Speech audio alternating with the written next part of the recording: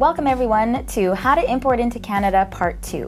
I am Adriana Zamora. This is Sherry Storms. As I mentioned before, you're not the only party in the transaction. So although your paperwork might be immaculate, you've taken a lot of time to get rulings on your tariff classification and build a very strong database.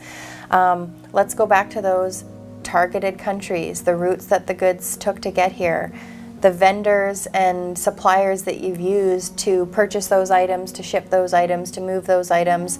Because there are so many parties involved in one transaction as it enters Canada, although you might have a perfect record and be doing everything perfectly, you are not going to be able to avoid being examined completely. Unfortunately, there's too many parties involved. So when you import something, you're automatically put into this database, is that right? Yes, all of your imports are stored in CBSA's database, and based on the reasons why they're auditing or why they're looking, they will start to narrow down data based on your actual activity. What are published rulings? Rulings that have been determined on other importers' shipments or transactions to which you import the same or similar goods of.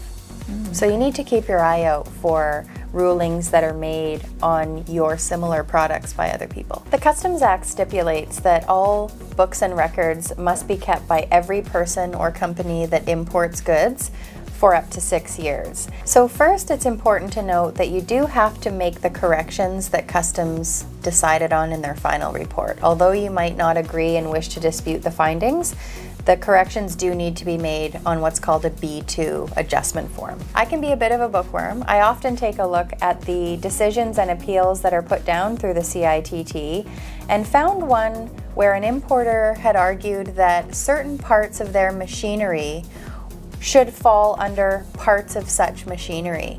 And Customs didn't agree with that. Customs felt like those parts were named and at face value under their own tariff classification. So how does this system apply to what we've talked about today? The final report will advise you of the penalties payable under the AMPs associated with the contraventions found during the course of the audit. What's another common audit penalty you see? Another one would be a false, untrue, or inaccurate statement made as a result of a simple clerical error. And that covers voluntary disclosure. And with that, that concludes part 2 of How to Import into Canada. Thanks for joining us.